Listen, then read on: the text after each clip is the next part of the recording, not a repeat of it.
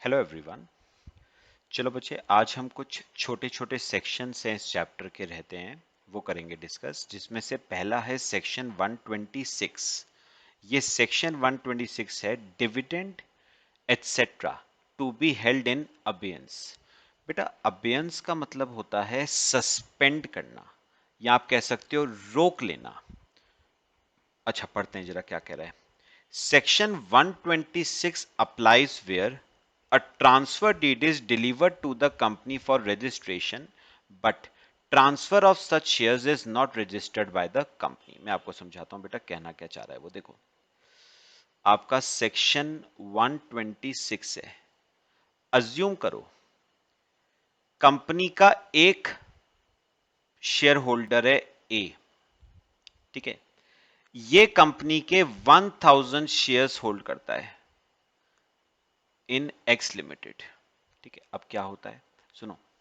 ये अपने shares mister B को क्या करना चाहता है बेटा, ट्रांसफर करना चाहता है।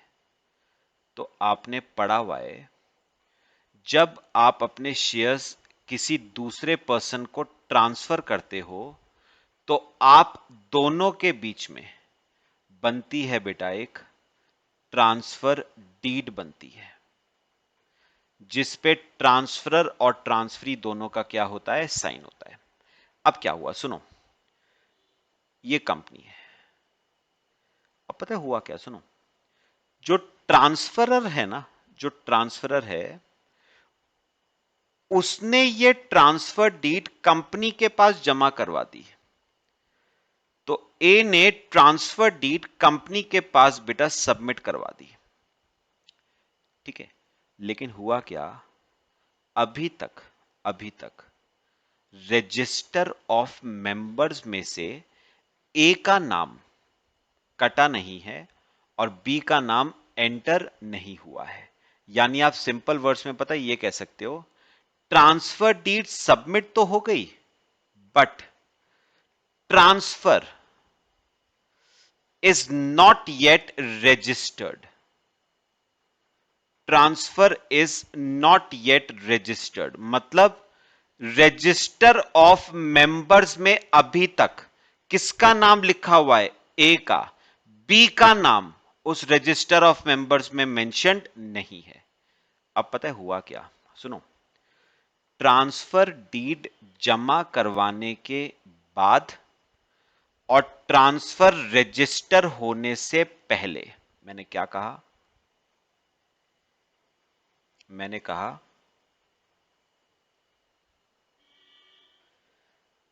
ट्रांसफर डीड जमा करवाने के बाद और ट्रांसफर रजिस्टर होने से पहले, यानी समवेयर बेटा यहां पर इसके बीच में, ट्रांसफर डीड सबमिट कराने के बाद और ट्रांसफर रजिस्टर होने से पहले, सपोज कंपनी ने बेटा डिविडेंड पे करा अपने शेयर होल्डर्स को।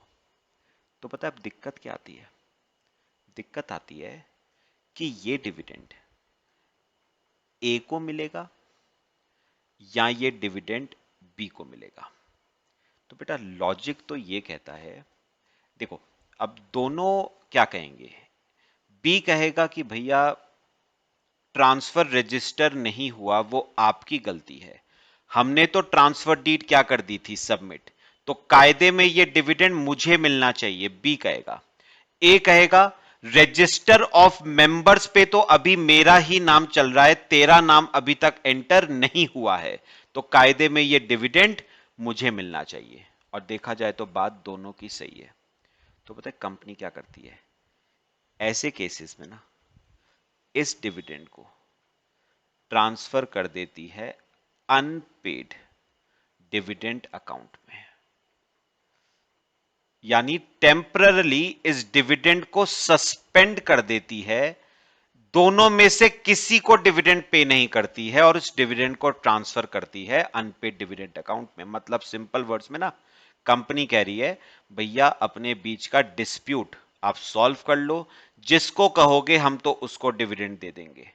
पक्का कहना बी का भी सही है कि ट्रांसफर डीड सबमिट हो चुकी है, कहना ए का भी सही है, लेकिन ट्रांसफर रजिस्टर तो नहीं हुआ ना, तो बात दोनों की सही है। जब तक आपका डिस्प्यूट सॉल्व नहीं होता, ये पैसा हम रोक रहे हैं, ये पैसा हम टेम्पररी सस्पेंड कर रहे हैं और इसे ट्रांसफर कर रहे हैं अनपेड डिविडेंड अकाउंट में। फिर देखो, dividend in relation to such shares shall be transferred to unpaid dividend account. However, dividend shall not be transferred to unpaid dividend account if, but should be paid to the transferee if the registered shareholder has authorized the company to pay dividend to the transferee. यानी पता है, सुनो, मैंने क्या कहा, temporarily company ने इस dividend को क्या कर दिया, सस्पेंड। कंपनी ने कहा अपने बीच का डिस्प्यूट सॉर्ट आउट कर लो, जिसको कहोगे हम उसको डिविडेंड दे देंगे। अब ऐसे केस में ना, ट्रांसफरर था, कौन था ट्रांसफरर इस केस में, ए था ट्रांसफरर। और बताओ बी कौन था बेटा, बी था ट्रांसफरी। ए ने पता है क्या कहा, ए ने कहा चलो कोई बात नहीं, आप डिविडेंड बी को दे दो, यानी आप डिविडेंड ट्रांसफरी को दे दो। तो ऐसे केस में अनपेड डिविडेंड अकाउंट में डिविडेंड को ट्रांसफर नहीं किया जाएगा, बल्कि वो डिविडेंड किसको दे दिया जाएगा, ट्रांसफरी को दे दिया जाएगा। यानी ट्रांसफरी को वो डिविडेंड तभी दिया जाएगा जब ट्रांसफरर ने ऑथराइज किया हो कंपनी को कि आप डिविडेंड ट्रांसफरी को पे कर सकते हो, तो उस केस में डिविडेंड ट्रांसफरी को दिया जाएगा और अनपेड डिविडेंड अकाउंट में ट्रांसफर नहीं किया जाएगा बेटा। फिर any offer of right shares और bonus shares made by the company shall remain pending. Notice करो यहां पर वर्ड बेटा एटसेट्रा भी लिखा हुआ है, यानी पता है क्या, अब फिर से वही बात आती है ना, राइट शेयर्स, राइट शेयर्स किसको मिलेंगे। देखो बेटा दिक्कत ना, इस केस में दिक्कत सिर्फ डिविडेंड की नहीं है बेटा, डिविडेंड राइट शेयर्स की भी है, दिक्कत बोनस की भी आएगी। अज्यूम करो बेटा, अज्यूम करो इसी डेट में, इसी डेट के बीच में कंपनी ने राइट शेयर्स भी, राइट इश्यू भी अनाउंस किया है। अज्यूम करो इसी डेट के बीच में कंपनी ने बोनस इश्यू भी अनाउंस किया है, तो दिक्कत यह आएगी कि बोनस किसको दिया जाए, ए को या बी को। राइट शेयर्स का राइट ए को दिया जाए या बी को। तो याद रखना ऐसे केस में इन राइट्स को और बोनस को बेटा सस्पेंड कर दिया जाता है, कोई राइट कोई बोनस नहीं दिया जाता है। ठीक है, अच्छा फिर आता है बेटा सेक्शन 127, क्या कह रहा है, failure to distribute dividend within 30 days. कल आपको याद होगा, कल मैंने बताया था जिस दिन डिविडेंड डिक्लेयर होता है उससे 30 दिनों के अंदर अंदर वो डिविडेंड आपको पे करना पड़ता है। अगर आपने 30 दिनों तक पे नहीं करा तो अगले 7 दिनों के अंदर अंदर, अगले 7 दिनों के अंदर अंदर आपको क्या करना पड़ेगा, एक अनपेड डिविडेंड अकाउंट किसी बैंक में ओपन करवाना पड़ेगा और अपना डिविडेंड का सारा पैसा जो पे नहीं हुआ है या क्लेम नहीं हुआ है उसे अनपेड डिविडेंड अकाउंट में ट्रांसफर करना पड़ेगा। अब उन्होंने पता है क्या कहा है, the dividend shall be paid within 30 days from the date of its declaration. अगर पे नहीं करा तो punishment for every director who is a party to the default, imprisonment जो कि मैक्सिमम 2 साल की है, और fine minimum 1000 per day for each day of default. ठीक है, पनिशमेंट फॉर द कंपनी, पे simple interest at the rate of 18% per annum. तो डायरेक्टर के ऊपर क्या पेनल्टी है, इंप्रिजनमेंट 2 साल की मैक्सिमम प्लस फाइन 1000 रुपए पर डे का, और कंपनी के ऊपर पेनल्टी क्या आएगी, 18% का इंटरेस्ट देना पड़ेगा उस डिविडेंड पे। ठीक है, जितने डेज का डिले करा उतने डेज का 18% के हिसाब से इंटरेस्ट। एक्सेप्शन मतलब इन केस में अगर आपने डिविडेंड 30 डेज में पे नहीं करा तो आपके ऊपर कोई भी पेनल्टी इंपोज नहीं करी जाएगी। कौन कौन से वो केसेस है आ सकता है ये, where dividend could not be paid by reason of operation of law. मतलब फॉर एग्जांपल डेथ की वजह से किसी शेयर होल्डर के डेथ की वजह से आप उसे डिविडेंड पे नहीं कर पाए, ठीक है, किसी शेयर होल्डर की डेथ की वजह से आप उसे डिविडेंड पे नहीं कर पाए, अंडरलाइन करके लिख लेना, ऑपरेशन ऑफ लॉ मतलब डेथ आ जाता है। Where a share holder has given directions to the company regarding payment of dividend, बस those directions can not be complied with and the same has been communicated to the shareholder। हो सकता है जो share holder है ना, उसने company को कहा हो कि हमें डिविडेंड फॉर एग्जांपल इस मोड ऑफ पेमेंट के थ्रू चाहिए, ठीक है, फॉर एग्जांपल ड्राफ्ट के थ्रू चाहिए हमें डिविडेंड। कंपनी ने कहा हो नहीं सर, हमारी पॉलिसी है हम ड्राफ्ट के थ्रू नहीं देते हैं डिविडेंड, हम अकाउंट टू अकाउंट ट्रांसफर करते हैं। तो ऐसे केस में भी कंपनी को लायबल नहीं माना जाएगा। क्यों? क्योंकि कंपनी ने वो बात शेयर होल्डर को कम्युनिकेट कर दी है। अच्छा, where dividend is lawfully adjusted by the company against any sum due from the shareholder. अब अज्यूम करो, हो सकता है कंपनी शेयर होल्डर ने कंपनी से 50,000 रुपए का लोन लिया हो, शेयर होल्डर ने कंपनी से 50,000 रुपए का लोन लिया हो और उसका डिविडेंड का अमाउंट भी कितना बनता है, 50,000। तो कंपनी ने क्या करा, उसके डिविडेंड को उसके लोन के अगेंस्ट क्या कर दिया, एडजस्ट। इस केस में भी डिफॉल्ट नहीं माना जाएगा। Where there is a dispute regarding the right to receive dividend, dispute चल रहा है शेयर होल्डर और कंपनी के बीच में, where non payment of dividend is not due to default of the company, जैसे मैंने कल बताया था, हो सकता है शेयर होल्डर ट्रेस ही ना हो पा रहा हो सकता है उसने जो बैंक अकाउंट की डिटेल्स दी हो वो बैंक अकाउंट अब एग्जिस्ट करता ही ना हो, उसकी कॉन्टैक्ट डिटेल्स जो उसने कंपनी को दी थी वो हो सकता है चेंज हो गई हो, नई कॉन्टैक्ट की डिटेल्स उसने कंपनी को कम्युनिकेट ना करी हो, अपडेट ना करी हो सकता है उसका जो एड्रेस था वो चेंज हो चुका हो, ठीक है। तो इन रीजंस की वजह से अगर कंपनी डिविडेंड नहीं पे करती है तो उसके ऊपर कोई भी पेनल्टी इंपोज नहीं होगी बेटे। चलो आओ अगला, रेवोकेशन ऑफ डिविडेंड। अच्छा, रेवोकेशन का मतलब क्या होता है, रिवोक करना, रिवोक करना मतलब विड्रॉ करना। आपको एक सिंपल बात बोलूं, क्या डिविडेंड डिक्लेयर किया हुआ एनुअल जनरल मीटिंग में, एनुअल जनरल मीटिंग में मेंबर्स ने डिविडेंड डिक्लेयर करा, मैं ये पूछ रहा हूं आपसे, क्या एक बार जो डिविडेंड डिक्लेयर हो जाए क्या उसे वापस लिया जा सकता है क्या? क्या आपने एक बार डिविडेंड डिक्लेयर कर दिया तो क्या इस डिसीजन को विड्रॉ किया जा सकता है क्या? The answer is no. Dividend once declared can not be revoked. तो बात सिंपल है, dividend once declared can not be revoked, मतलब उसे वापस नहीं लिया जा सकता। हाउएवर इस रूल की बेटा दो एक्सेप्शंस है, क्या क्या पढ़ना, where declaration of dividend is ultra vires, मतलब outside the scope of the company, where dividend is declared although the company has not earn sufficient profits. अच्छा मुझे बताओ, डिविडेंड डिक्लेयर किस में से होता है, या तो करंट ईयर के प्रॉफिट्स में से या पास्ट ईयर के प्रॉफिट्स में से। अब कंपनी के पास सफिशिएंट प्रॉफिट्स हैं ही नहीं, फिर भी कंपनी ने अपने दायरे के बाहर जाके डिविडेंड डिक्लेयर कर दिया, तो क्या वो डिविडेंड रिवोक हो सकता है, वापस लिया जा सकता है? बिल्कुल, declared dividend can be revoked. However if declared dividend is paid, the director shall be liable to indemnify the company, that is they shall be personally liable। लेकिन अगर डिविडेंड पे हो चुका है तो उस केस में डायरेक्टर्स को personally liable माना जाएगा, उन्हें कंपनी को रीइंबर्समेंट पे करना पड़ेगा।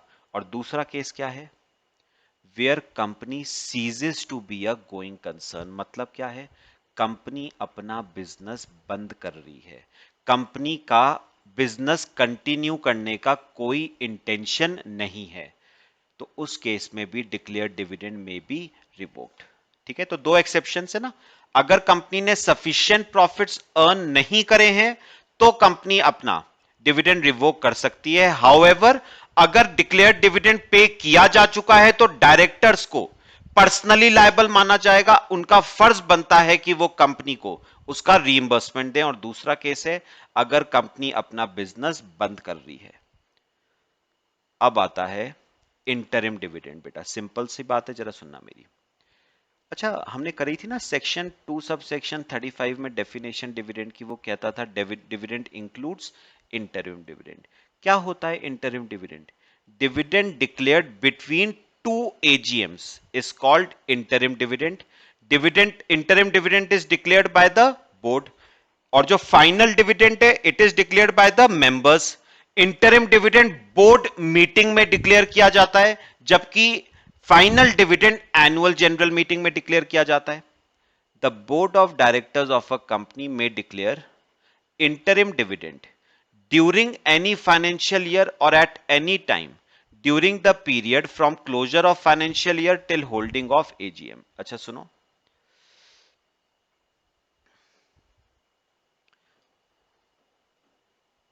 लिखो इंटरिम डिविडेंड।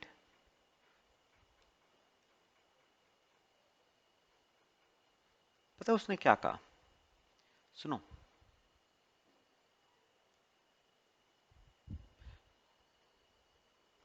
ये आपका फाइनेंशियल ईयर 1920 है, 1 अप्रैल 19 से लेके 31 मार्च 20।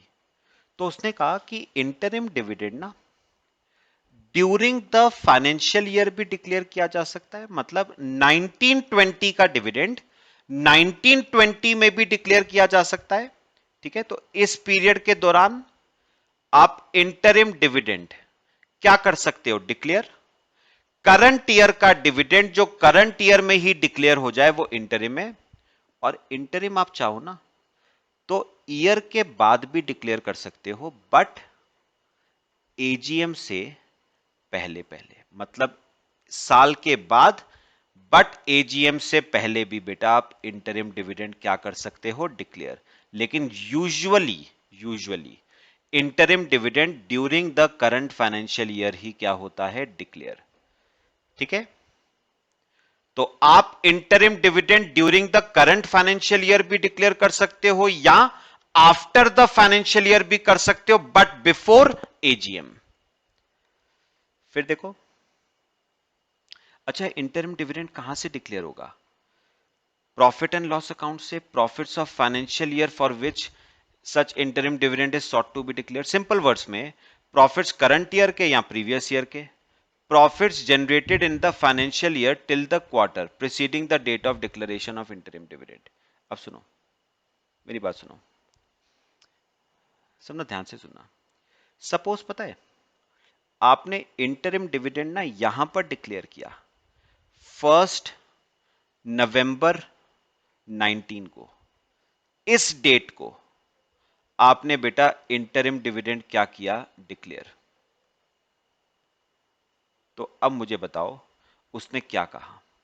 उसने कहा profits generated in the financial year till the quarter preceding the date of declaration of interim dividend. तो पता उसने क्या कहा? सुनो, उसने कहा कि ना,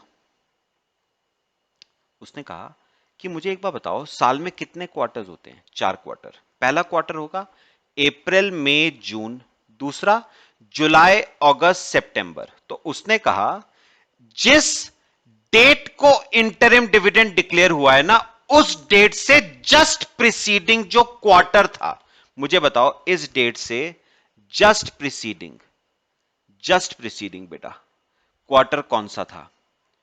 30 सितंबर 19, है ना भाई? पहला कब था?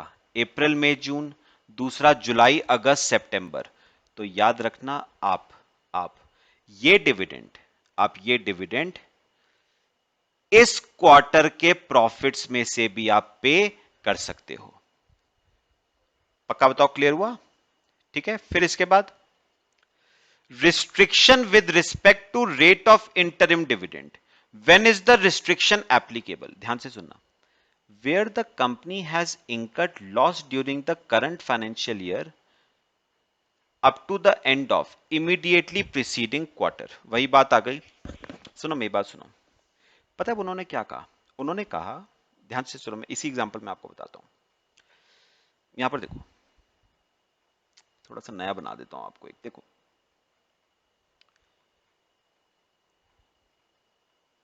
ये है बेटा फाइनेंशियल ईयर 1920, 1 अप्रैल 19 से लेके 31 मार्च 20। अब सुनो, पता है हुआ क्या?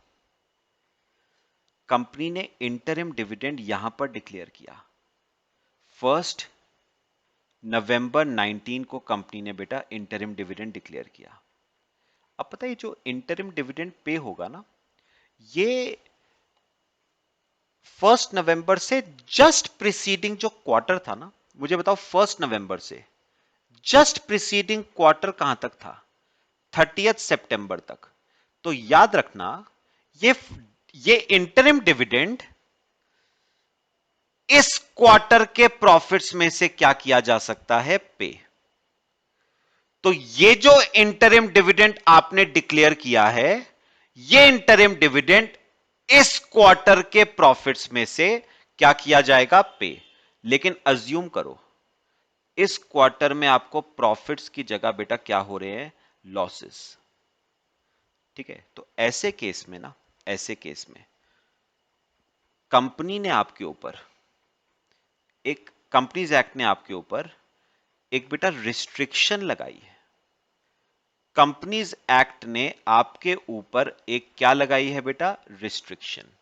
अच्छा, रिस्ट्रिक्शन किस चीज की? रिस्ट्रिक्शन है रेट ऑफ डिविडेंड की। और पता है क्या रिस्ट्रिक्शन लगाई है? पढ़ना। The rate of interim dividend shall not exceed the average rate during preceding 3 financial years।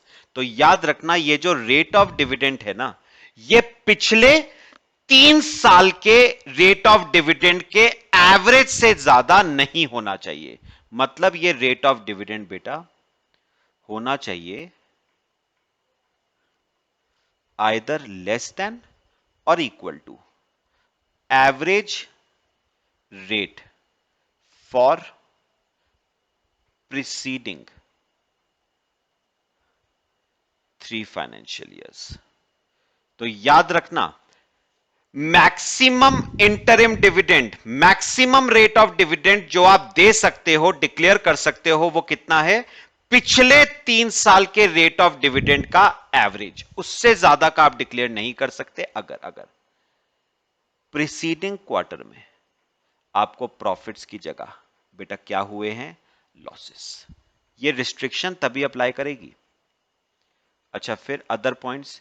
No power is required for declaration of interim dividend, मतलब आर्टिकल्स में कोई पावर आपको एज सच रिक्वायर्ड नहीं है। इंटरिम डिविडेंड भी आपको 30 days के अंदर अंदर पे करना है, within 30 days of its declaration. Once declare interim dividend also can not be revoked, वापस नहीं लिया जा सकता। और बेटा लास्ट टॉपिक इस चैप्टर का आता है consequences of payment of dividend out of capital. मैं आपको एक छोटी सी बात करता हूं, सेक्शन वैसे ही खत्म हो जाएगा आपका, मेरी बात सुनना। बेटा हमने ना सेक्शन 123 पढ़ा था, सोर्सेस ऑफ डिविडेंड।